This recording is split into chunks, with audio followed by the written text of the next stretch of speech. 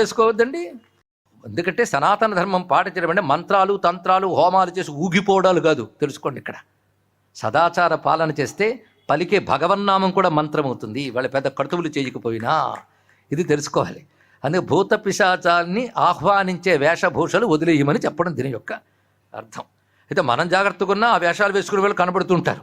అటువంటిప్పుడు హనుమన్నామం చేసుకుంటుంటే మన క్షేమం ఇక్కడ. అందుకే భూత పిశాచ నికట నహి ఆవై మహాభీర్ జబ్ నామ సునావై. అంతేకాదు నా సై రోగ హరై సబ పీరా జపతి నిరంతర హనుమత్ వీరా. ఎక్కడెక్కడ ఏం వాడుతున్నాడు చూడండి. సునావై అన్నాడు ఇక్కడ, అంటే వినడం, వినిపించడం. ఇక్కడ జపతి నిరంతర్, నిరంతరం జపించడం. నిరంతరం అంటే అంతరాయము లేకుండా, అంటే నిత్యము అని అర్థం. అంటే ప్రతిదినము కానీ జపించితే నిరంతరం అవుతుందండి. ఆ మధ్య చేసేవాడిని అండి 10 ఏళ్ల క్రితం, అంటే ఇప్పుడు చేయట్లేదని చెప్తున్నాడు ఇక్కడ. అంటే 10 ఏళ్ల క్రితం భోజనం చేసేవాడిని అన్నాడు, అది మాత్రం రెగ్యులరు. కనుక రెగ్యులర్గా భగవన్ మంత్రం జరగాలండి. అదే ఇక్కడ జపతే నిరంతరం హనుమంతు వీరుణ్ణి కానీ నువ్వు జపం చేస్తే నాసై రోగ్ హరై సబ పీరా, సర్వ రోగములు పీడలు కూడా పోతాయన్నాడు. సబ్ పీరా, అన్ని పీడలు. ఎన్ని పీడలు అని అడిగితే మనకు ఓపిక ఉండాలి కానీ చెప్పే శక్తి ఉండదు. అన్ని పీడలు ఉన్నాయండి అంటాం. అన్ని పీడలు లేవట, 3 పీడలండి. 3 రకాల పీడలు వస్తాయి. ఆది భౌతిక, ఆధ్యాత్మిక, ఆది దైవికములు. ఈ 3 రకాల బాధలు ప్రతివాడు అనుభవిస్తుంటాడు. ఆధ్యాత్మికములు అంటే ఇక్కడ స్పిరిచువల్ పీడలు అని అర్థం. ఆధ్యాత్మికములు అంటే శరీర సంబంధమైనటువంటి, మనస్సంబంధమైనటువంటి రోగములు, బాధలు. జలుబు, తలనొప్పో, జ్వరాలు, రోగాలు వస్తుంటాయి కదా, ఇవి ఆధ్యాత్మికములు. ఆది భౌతికములు అంటే బయట ఒక వ్యక్తుల ద్వారా కానీ శక్తుల ద్వారా కానీ కలిగేటువంటి బాధలు ఏవైతే ఉంటాయో, ఒక గాయం కలిగిన, జంతువు కానీ దాడి చేసినా, ఇలాంటివేవి జరిగినా ఆది భౌతికములు.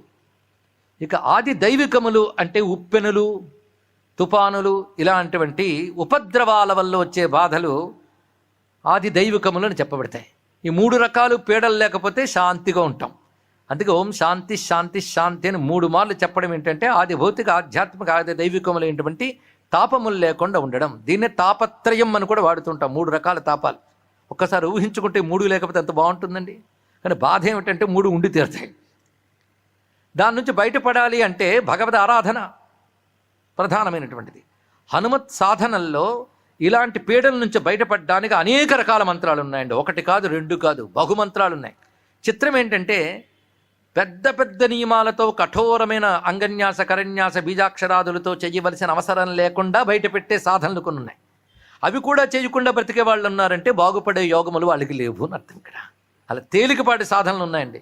అలాంటి వాటిలో హనుమాన్ చాలీసా పారాయణ ఒకటి.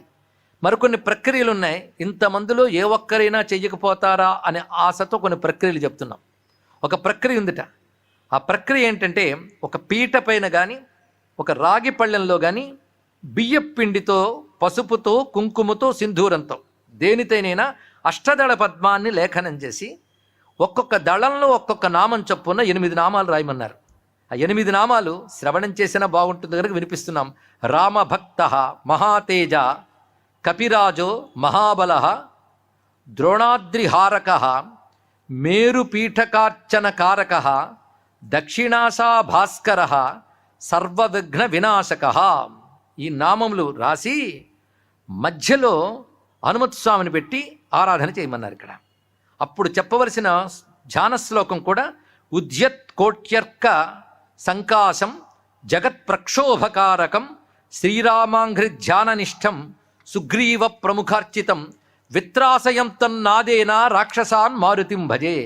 అక్కడ విత్రాసయంతం నాదేనన్నాడా, అక్కడ సరిగ్గా హాంకతే కాంపే, ఆ వెంటనే ఈ దోహ లేదా ఈ చౌపాయి చెప్పడంలో ఆ క్రమం చూడండి. మంత్రశాస్త్రం యొక్క అనుబంధం ఆ విధంగా.